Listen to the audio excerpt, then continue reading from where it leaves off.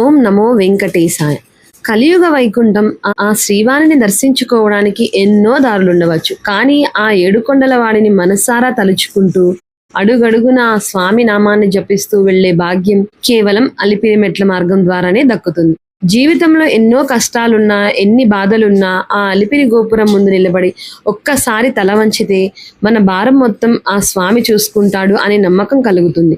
ఈ రోజు ఈ వీడియోలో అలిపిరి మెట్ల గుండా తిరుమల ప్రయాణం ఎలా సాగుతుంది, దారిలో మనం చూసే అద్భుతాలు ఏమిటి, మేము ఎలా ప్లాన్ చేసుకున్నాం, మరిన్ని విశేషాలు పూర్తిగా తెలుసుకుందాం. ఈ వీడియోని ఎక్కడ కూడా స్కిప్ చేయకుండా చివరి వరకు చూడండి, ఎందుకంటే ఈ ప్రయాణం మీ గుండెల్ని హత్తుకుంటుంది.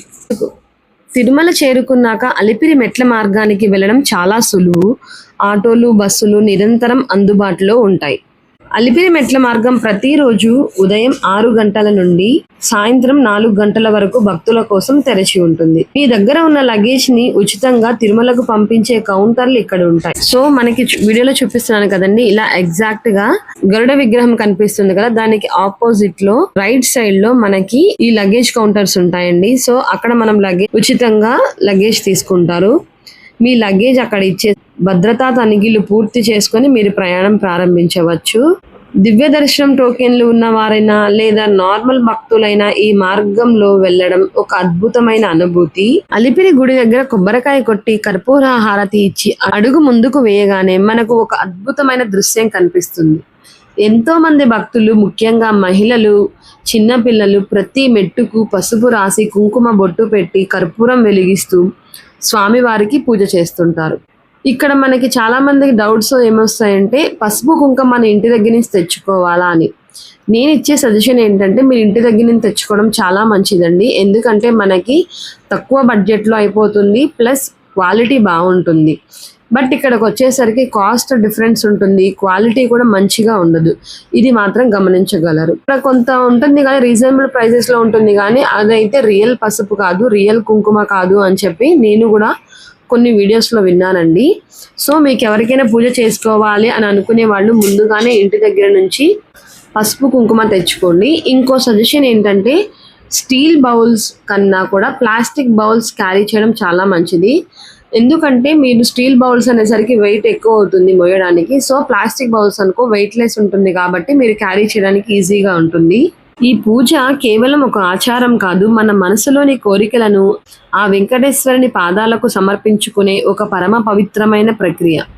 ప్రతి మెట్టును స్వామివారిని నడిచిన మెట్లుగా భావించి పూజించే ఆ భక్తుల ముఖాల్లోని ఆనందం, ఆ భక్తి భావం చూస్తే మన కళ్ళు చెమర్చుతాయి.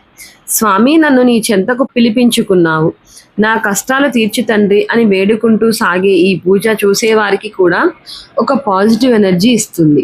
ఇక్కడ మనకి మెట్లు గుండా వెళ్ళేటప్పుడు దారిలో స్వామివారి పాదాల మండపం ఉంటుందండి. మేము వెళ్ళినప్పుడు అండర్ కన్స్ట్రక్షన్ లో ఉంది. సో ఇక్కడ మనకి స్వామివారి పాదాలు పెట్టుకుని తల మీద గుడి చుట్టూరుతూ కూడా ఒక ప్రదక్షిణ లేదా 2 ప్రదక్షిణలు చేసుకునే దానికి ఛాన్స్ ఉంటుంది. బట్ మనం కొంత ఒక 50 రూపీసో 20 రూపీసో ఉంటుందండి కాస్ట్. సో మీరు అలా పే చేసి స్వామివారి ఇత్తడి పాదాలు ఇస్తారు. మనం చక్కగా అవి తల మీద పెట్టుకొని గుడి చుట్టూరుతూ కూడా 2 సార్లు ప్రదక్షిణ చేసుకునే దానికి ఛాన్స్ ఉంటుందండి. ఇదైతే మీరు యూజ్ చేసుకోవచ్చు. అలిపిరి మార్గంలో మొత్తం 3550 మెట్లు ఉంటాయి. వినడానికి కొంచెం కష్టంగా అనిపించినా నడుస్తున్నప్పుడు ఆ అలసట అస్సలు తెలియదు. ఎందుకంటే టీటీడీ వారు భక్తుల సౌకర్యార్థం ప్రతి 100 మెట్లకి ఒక బోర్డును ఏర్పాటు చేశారు. మనం ఎన్ని మెట్లు ఎక్కాం, ఇంకా ఎన్ని మెట్లు ఉన్నాయో స్పష్టంగా తెలుస్తుంది. అంతేకాదు ఆ మెట్లు ఎక్కుతున్నంతసేపు మనకి ఇబ్బంది పడకుండా, భక్తి భావం తగ్గకుండా దారి పొడవునా శ్రీ స్వామివారి వివిధ అవతారాలు, లీలలు, పురాణ గాథల చిత్రాలు, విగ్రహాలు మనకి కనిపిస్తాయి. దశావతారాల రూపంలో ఉన్న స్వామివారిని చూస్తూ ఒక్కో మెట్టు ఎక్కుతుంటే సాక్షాత్తు ఆ శ్రీనివాసుడే మన చేయి పట్టుకుని కొండపైకి నడిపిస్తున్నట్లు అనిపిస్తుంది. అదేవిధంగా టీటీడీ వారు మైక్ ఉపయోగించి స్వామివారి గోవింద నామాలు కానీ స్వామివారి మంత్రాలు కానీ మనకి వినిపించేలా చేశారండి. చాలా అద్భుతంగా ఉంది. దారి పొడుగునా కూడా స్వామివారి మంత్రాలు చదువుతూ కూడా మనం మెట్లు ఈజీగా ఎక్కేయవచ్చు. దారిలో వచ్చే గాలి గోపురం, హనుమంతుని గుడి దగ్గర ఆగి స్వామిని దర్శించుకోవడం మనకు కొత్త ఉత్సాహాన్ని ఇస్తుంది. అయితే దూరం నడవాలి కదా, మధ్యలో ఆకలైతే ఎలా అనే అనుమానం చాలా మందికి రావచ్చు. కానీ భక్తుల కోసం తిరుమల టీటీడీ దేవస్థానం అద్భుతమైన ఏర్పాట్లు చేసింది. మీరు స్టార్టింగ్ ఆఫ్టర్నూన్ వెళ్ళేటప్పుడైతే స్టార్టింగే గోపురం దగ్గర స్వామివారి అన్నప్రసాద వితరణ జరుగుతుందండి. చక్కగా స్వీకరించి మనం కొనసాగించవచ్చు. లేదంటే దారి పొడవునా కూడా పవిత్రమైన చల్లని త్రాగునీరు అందుబాటులో ఉంటుంది. అలాగే భక్తులకు అలసట తెలియకుండా ఉండడానికి మధ్య మధ్యలో బెంచెస్, స్టెప్స్ కూడా ఉంటాయి. వీటితో పాటు చిన్న చిన్న హోటల్స్, పండ్ల దుకాణాలు ఎల్లప్పుడూ అందుబాటులో ఉంటాయి. కాబట్టి ఫుడ్ గురించి అస్సలు చింతించాల్సిన అవసరం లేదు. ఆ గోవిందుడి నామస్మరణే మనకు కొండంత శక్తినిస్తుంది.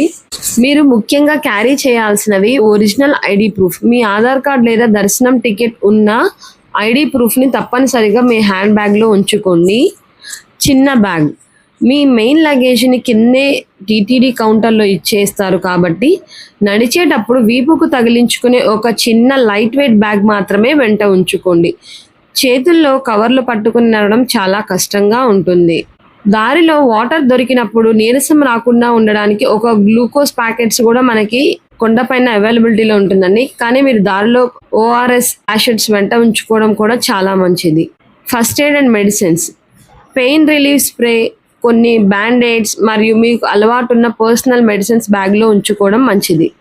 దారిలో కొన్ని చోట్ల నెట్వర్క్ సరిగా ఉండక ఆన్లైన్ పేమెంట్స్ అవ్వకపోవచ్చు. మీ దగ్గర కొద్దిగా నగదు ఉంచుకోవడం చాలా ఉత్తమం. తిరుమల కొండ ఎక్కినప్పుడల్లా నాకు ఒకటే అనిపిస్తుందండి, మనం అడిగితే స్వామివారు ఏదైనా ఇస్తారు. కానీ మొదట ఆ స్వామి మీద అంతటి గట్టి నమ్మకం ఉంచాలి. ఆ నమ్మకంతో అడుగులు వేస్తే కొండంత కష్టమైనా తీరిపోతుంది. నిజమైన భక్తితో గోవిందుడి నామస్మరణ చేస్తూ మెట్లెక్కితే ఆ తృప్తే వేరు.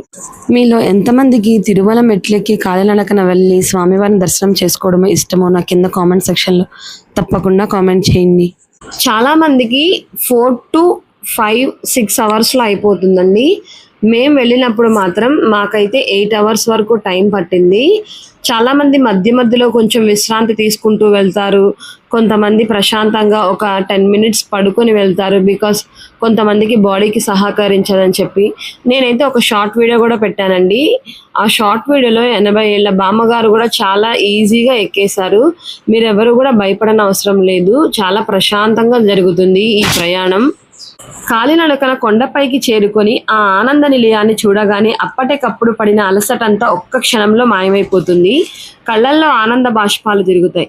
ఆపద మొక్కుల వాడు, అనాథ రక్షకుడు అయిన ఆ వెంకటేశ్వరుడి దర్శనం భాగ్యం కలగడం మన పూర్వజన్మ సుకృతం. నెగిటివిటీకి దూరంగా భక్తికి దగ్గరగా సాగే ఈ అలిపిరి పాదయాత్ర ప్రతి ఒక్కరు జీవితంలో ఒక్కసారైనా అనుభవించాల్సిన ఒక దివ్యమైన అనుభూతి. మరి మీరు ఎప్పుడైనా అలిపిరి మెట్లు మార్గంలో వెళ్ళారా? మీ అనుభవాన్ని కింద కామెంట్ సెక్షన్ లో గోవిందా అని రాసి మాతో పంచుకోండి. ఈ వీడియో మీకు నచ్చితే, మీ మనసుకి భక్తిని కలిగిస్తే వెంటనే లైక్ చేయండి. మీ ఫ్రెండ్స్ అండ్ ఫ్యామిలీకి షేర్ చేయండి.